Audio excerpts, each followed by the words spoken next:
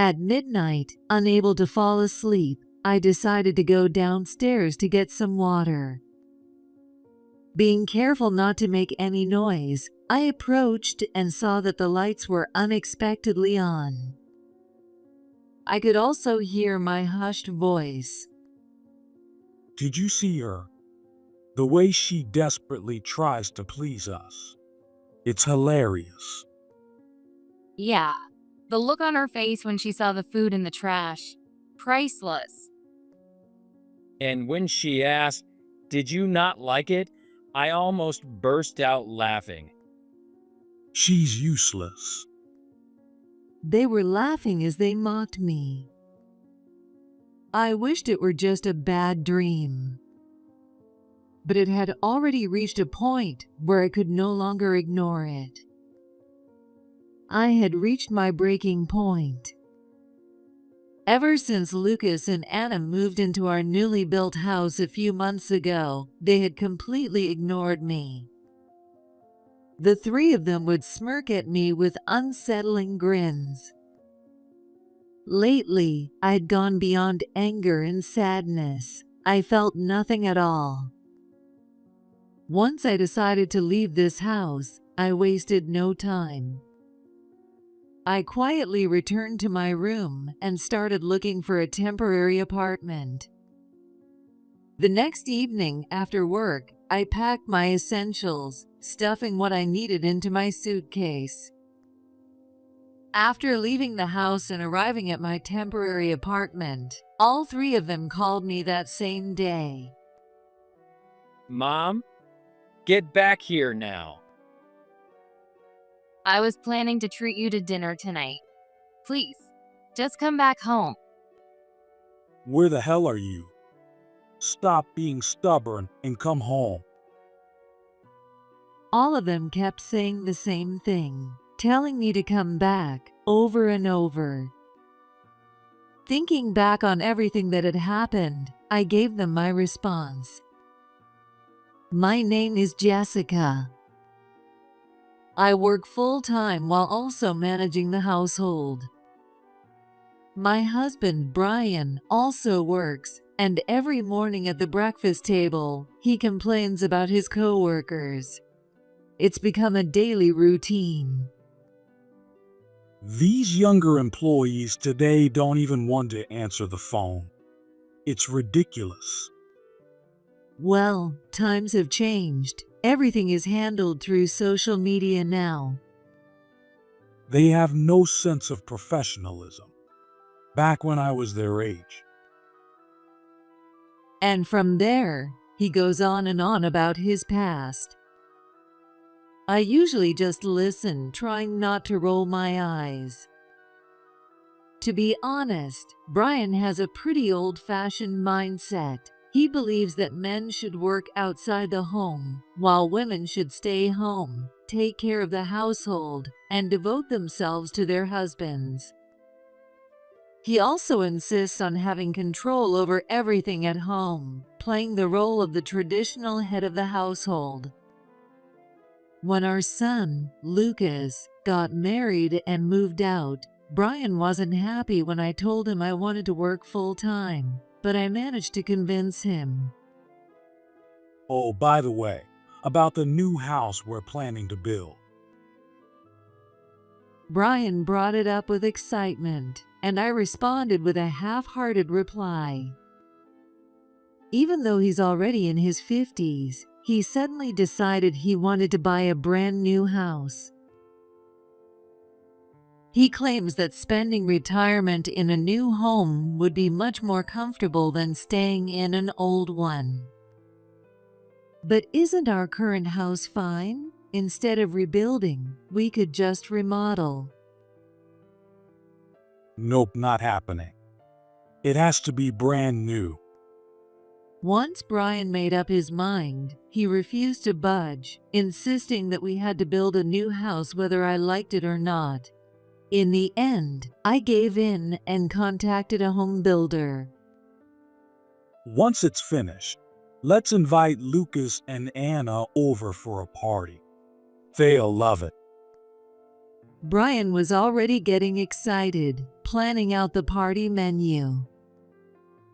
Of course, it was obvious he'd leave all the arrangements and serving up to me while he just picked the dishes. I let out a quiet sigh. Before long, the new house was completed, and Brian and I moved in right away. That distinct scent of fresh wood, typical of a new home, filled the air.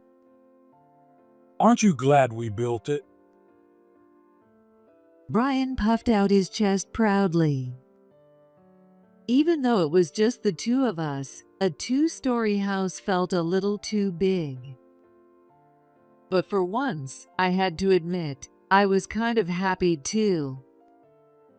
A month later, Brian and I invited Lucas and Anna over for a housewarming party.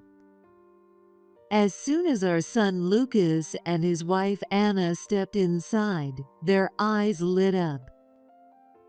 Since they were currently living in an apartment, they couldn't stop expressing their amazement. It's huge. Wow, what a beautiful house. Brian, clearly pleased with their reaction, casually threw out a suggestion. You know, if you guys want, you could move in with us.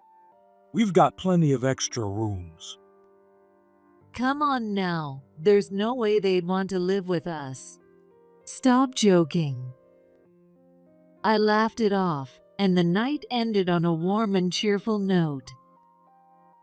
Never in a million years did I expect them to take those words seriously and actually move in. Just a few days after the party, Lucas and Anna showed up with huge suitcases in tow. What's with all that stuff? Dumbfounded, I stared at them as Lucas tilted his head. What do you mean? We came to live here. Brian said it was okay, didn't he? Without a hint of hesitation, they walked right in like they owned the place. When I asked about their apartment, they said they had already started the lease termination process and would be out by the end of the month. This is way too sudden. I had hoped they would live independently, so I tried to gently discourage them. But they wouldn't hear it. Instead, they turned to Brian for support. It's fine. Whether it's one extra person or two, what's the difference? It's not just about numbers. Besides, they already canceled their lease.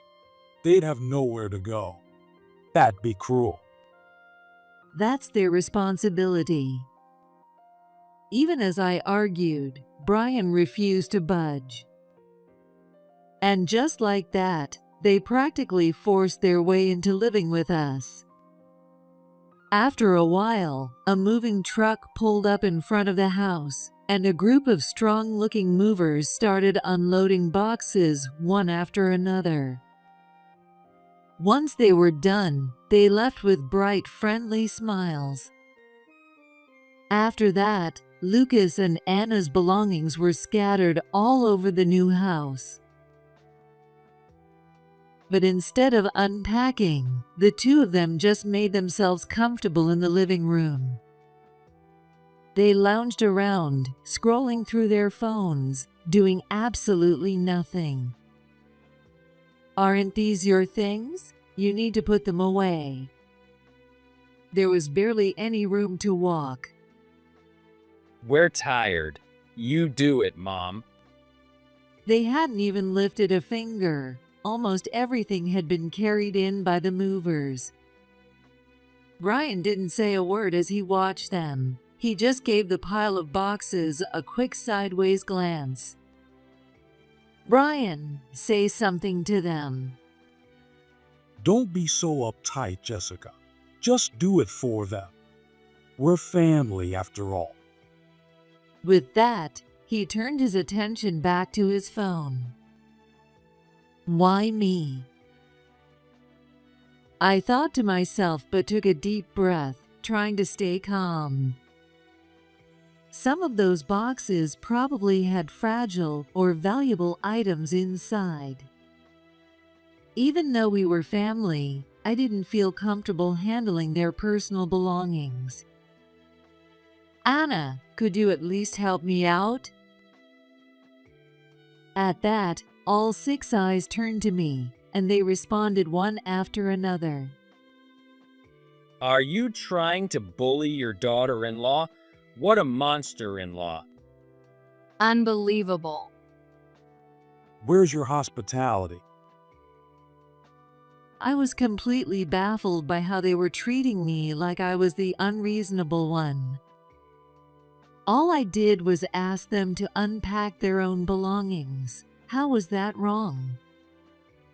Fine. Forcing a smile, I simply gave in and started unpacking. While the 3 of them relaxed, I worked alone, sorting through their things. By the time I finished, the sun had set, and I was already exhausted before even starting to cook dinner for the 4 of us. That night, completely drained, I fell asleep the moment I hit the bed. The next morning, still feeling exhausted, I made my way down to the living room. There, I found the 3 of them already up, sipping coffee. Thanks for yesterday. As I stared at them absent-mindedly, Lucas muttered those words. It didn't sound particularly sincere, so I just gave a short, indifferent reply. To show our appreciation, we'll treat you to dinner tonight. I thought I must have misheard, but apparently not. Anna and I are going grocery shopping today. Anna glanced at me from a distance and gave a small nod. Oh, well, that would be nice. I'll leave it to you then.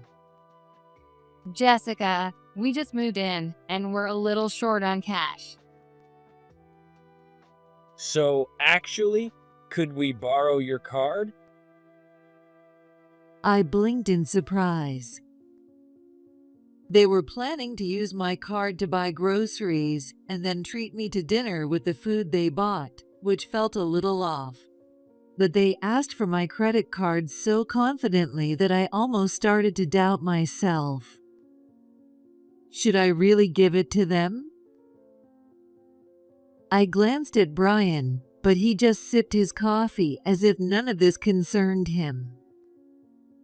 I hesitated, but since I wanted to maintain a good relationship with them, I decided to lend them my card just this once. Lucas and Anna lit up like kids who had just gotten an allowance. Make sure you use it responsibly. I warned them, though deep down, I was a little hopeful. I had hoped that this dinner would be an opportunity for us to grow closer. You can use anything in the kitchen, including the dishes. The spices are in this cabinet. I opened each cabinet, showing Anna where everything was, and she nodded in response. She seemed a bit unenthusiastic, but I didn't think much of it. That evening, when I came home from work as usual, Lucas and Anna had already prepared dinner. Oh, how nice that would have been. Instead, when I stepped into the living room, the house was dark and eerily quiet.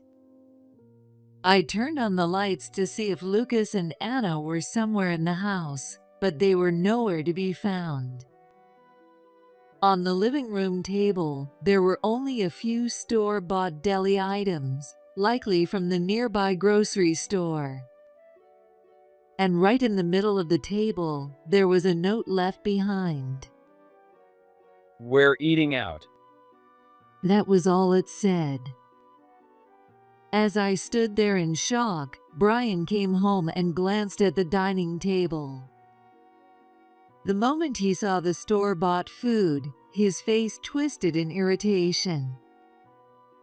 A housewife shouldn't be cutting corners. It wasn't me. This was Anna and Lucas doing. They said they would take care of dinner tonight. Even after finishing my meal, I couldn't shake my frustration.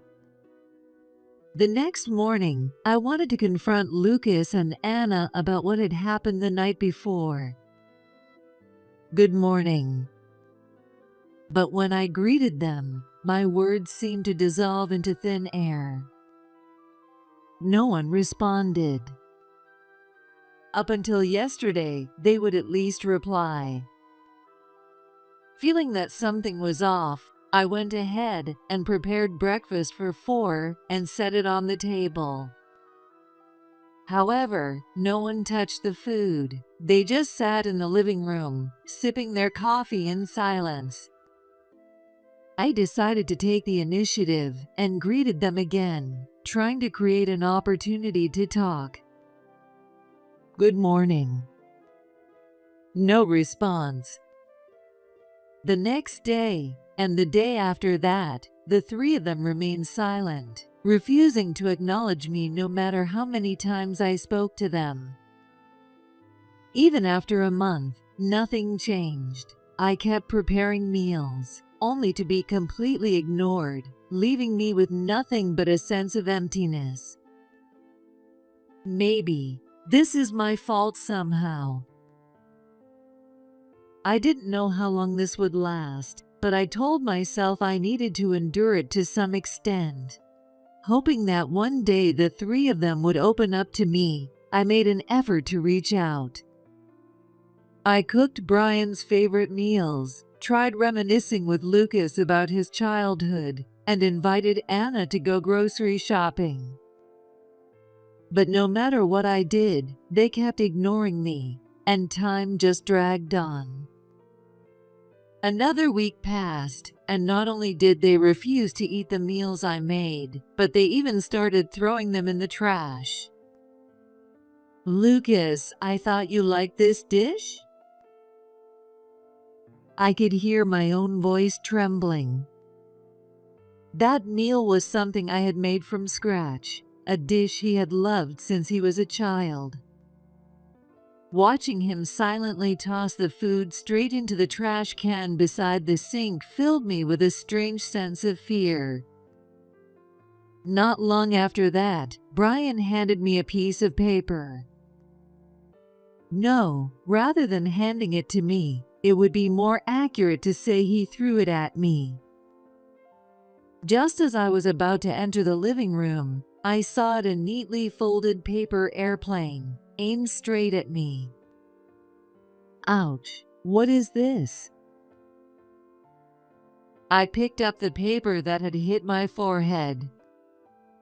It looks like some kind of document, but what is it? Suspicious, I unfolded it, only to find that it was a divorce form. Brian had already filled out his part, leaving only my section blank. In disbelief, I turned toward where the paper airplane had come from, only to see Brian smirking at me. Beside him, Lucas and Anna were giggling, mocking me. A divorce form, of all things. He was making it clear that he wanted to end our marriage. Overwhelmed, I ran out of the living room and locked myself in my room. In shock, my mind spun as I paced around the room. They're not just ignoring me anymore. They've escalated to this kind of harassment. What is going on? I couldn't stop thinking about the possibility of divorce, and the thought unsettled me. For the next 3 months, the silent treatment continued, along with the relentless paper airplane divorce form. I had assumed this harassment would end soon, but there was no sign of it stopping. The three of them would smirk at me with eerie grins. At this point, I felt nothing anymore. I was beyond anger or sadness. I was just completely exasperated. Should I just divorce him? A small voice in my head whispered the thought. Around this time, I started keeping a journal to organize my thoughts. I opened my notebook, grabbed a random pen from my drawer, and began scribbling. I had recently discovered that Lucas and Anna weren't working at all. I overheard them chatting with Brian, completely ignoring my presence. I wasn't sure if they had lost their jobs before or after moving in, but they had been without income for quite some time. Worse, they had no intention of getting jobs or helping out around the house. They even scoffed at the idea. So what were they doing while they were out during the day? Apparently, they were just using my credit card to have fun. The card I had lent them to buy groceries had never been returned. When I checked my statements, they were filled with charges from high-end restaurants and luxury brands. They often went out, saying they were going to eat out, but they were always using my card. Brian, however, didn't seem to say anything about it. The thought of them treating money as if it were an endless fountain infuriated me. Finishing my entry, I closed my notebook and shut my eyes. What exactly do they want from me? One night, I suddenly woke up for no reason. Even though I knew I needed sleep for work the next day, I couldn't seem to fall back asleep. At midnight, I decided to go downstairs to get some water. Being careful not to make any noise, I approached and saw that the lights were unexpectedly on. It wasn't just the light spilling out from the doorway. I could also hear Brian's voice. Did you see her? The way she desperately tries to please us. It's hilarious. Yeah, the look on her face when she saw the food in the trash. Priceless. And when she asked, "Did you not like it?" I almost burst out laughing. Honestly, her cooking is below average anyway. Good job, Lucas. I really wish she'd stop inviting me to go grocery shopping with her. She's useless. They were laughing as they mocked me. I wished it were just a bad dream. But it had already reached a point where I could no longer ignore it. I had reached my breaking point. Once I decided to leave this house, I wasted no time. I quietly returned to my room and started looking for a temporary apartment. The next evening after work, I packed up my essentials, stuffing what I needed into my suitcase. A few days later, I signed the lease, got the keys, and headed straight to my new place. That morning, all three of them had gone out, leaving the house empty. I called the credit card company to cancel my account and had the card deactivated. There was no reason to let them keep using it freely any longer. As I left the new house I had just moved into and arrived at my temporary apartment, I felt an unexpected sense of relief. The thought that I no longer had to endure everything made my shoulders relax, and I sank to the floor. That night, my phone buzzed. I glanced at the screen and immediately saw that it was a call from Lucas. Hello? Mom? Get back here now. The card isn't working. Yes, I canceled it. Are you kidding me? You can't just do that. What am I supposed to do? I already ate my steak. Oh, so they had steak tonight? Must be nice. I muttered to myself in my head. Figure it out yourself. I shut him down and hung up the call as he continued to yell. Oh, so now you want to talk to me? How convenient. The next call was from Anna. It happened just as I was about to boil water for instant noodles. Hello. Jessica, it's me. Lucas told me you canceled the card. Why would you do that? She spoke through quiet sobs, sounding as if she were truly heartbroken. I was planning to treat you to dinner tonight. Please, just come back home. Her fake sincerity was unbearable, so I decided to say what I really thought. Anna, I'd be much happier if you treated me with money you actually earned. That's so cruel. You're making it sound like I don't work at all. Do you really think I don't know? Well, She stammered, clearly caught off guard. Go wash your face with some soup and try again. I shut her down and hung up. She was probably staring at her phone in confusion right now. By the way, wash your face with soup and try again is a way of telling someone to wake up and get their act together. Rather than relying on my credit card forever, she should get a part-time job and start supporting herself. The next call came from Brian. I had just poured hot water into my noodles and was about to wait 3 minutes. When I answered, I could hear the panic in his voice. Where the hell are you? Stop being stubborn and come home. Let me guess, you can't use the credit card anymore? There was a brief pause before he spoke. How did you know?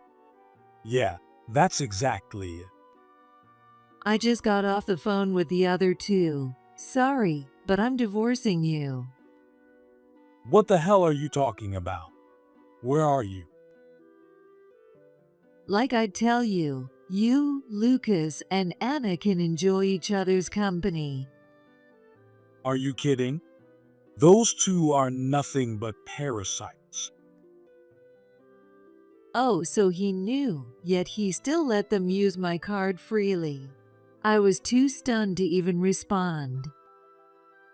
They only moved in because they thought I was the one paying for the new house. They actually think I covered all the costs. Oh dear, that sounds rough. I laughed. Don't laugh. I was willing to keep you around as a housekeeper, and this is how you repay me. I could almost see his face turning red with rage over the phone. Saying he was willing to keep me around as a housekeeper was quite the bold statement. Betray you? Who's really the one who did that? I asked, thinking back to everything that had happened. The truth was, that house had been built on land I inherited from my late parents.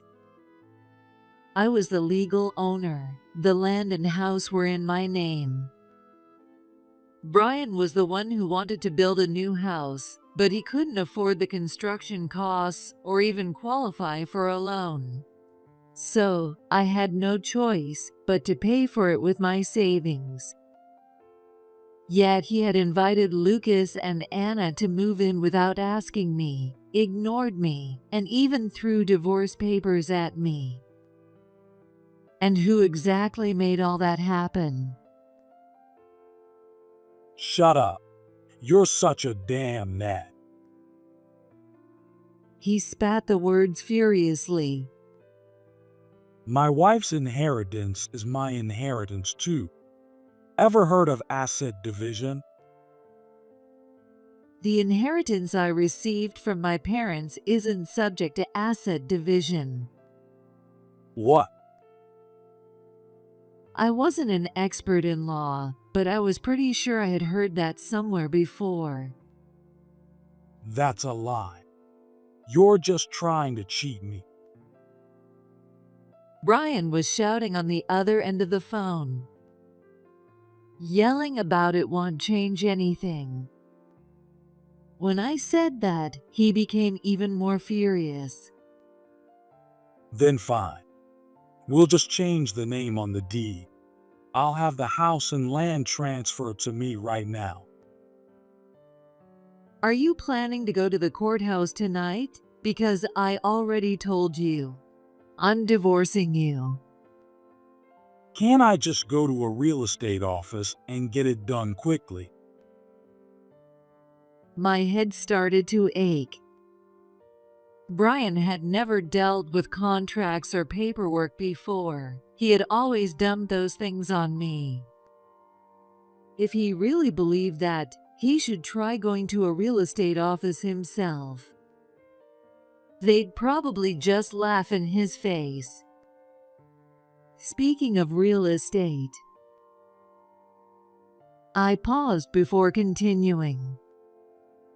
I already listed the house and land for sale. Once it's sold, I need you to move out. While arranging my temporary housing, I figured I might as well put the property on the market. The location was great, and the real estate agent was confident it would sell quickly. In fact, ever since it was listed, there had been a lot of interest. When I said that, Brian seemed unable to process it and didn't say a word in response. All that confidence from earlier had completely disappeared. It was almost comical. Oh, and I already filed the divorce papers you threw at me. We're officially done, so don't contact me again. What do you mean? Wait. Hey. He suddenly snapped back to reality and started panicking, but it was too late. We're divorced, Brian. Goodbye. No, wait. Before that, what did you just say? Are you listening? I ended the call before he could finish. The cup of noodles had been sitting there, the noodles now too soft. Realizing that I was finally free from them, even overcooked noodles tasted good. About a week after listing the house for sale, I received a call saying a buyer had been found. Since it was a newly built home, I expected it to be quite expensive, but the buyer was willing to pay the full amount in cash. I immediately agreed, and we scheduled the sales contract for a later date. Before that, the real estate agent suggested we inspect the property one last time, so we went to check on it. To my surprise, the three of them were still living there. Trash was scattered everywhere. The kitchen was covered in burn marks, apparently from a failed cooking attempt. Dust blanketed the rooms, and even the bathroom had a foul odor. It was in no condition to be handed over to anyone, so I had no choice but to have them vacate and schedule a deep cleaning service. Shocked, the real estate agent and I explained the situation to them. They protested loudly, saying they wouldn't accept it, but in the end, they were forced to leave. They put on a show, acting as if they understood and would move out soon, but I knew better. Sure enough, after we left, they bombarded me with phone calls. One after another, my phone rang every few minutes. Their sheer desperation was exhausting. I blocked all 3 of their numbers and cut them off on social media. Then they went as far as showing up at my workplace, so I cut ties with them right then and there. Brian was furious, but Lucas and Anna looked genuinely shocked. You don't have to go that far. This is too cruel, Jessica. But not me, right? I mean, I'm your son. Oh, I know. Why don't you make my favorite meal again? I threw it out last time, but I actually love that dish. In that instant, I remembered the sight of him tossing my food into the trash. Did he really think that back then? Don't say things just because it's convenient for you. I shut him down and turned my back on them. That was the last time I ever saw Lucas, Anna, or Brian. I had no idea where they moved, nor did I care. After leaving my temporary housing, I moved into a small apartment on my own. I continued working, but now I was finally enjoying the freedom of living alone. I had more time for myself. Maybe I'd study for a certification or start a new hobby. But for now, I just wanted to enjoy this peaceful time a little longer. I didn't need a brand new house. This small apartment was still my own little castle. Maybe I'll redecorate, add some dried flowers, and cook just for myself. Thinking about all that, I slowly poured hot water into my cup of noodles.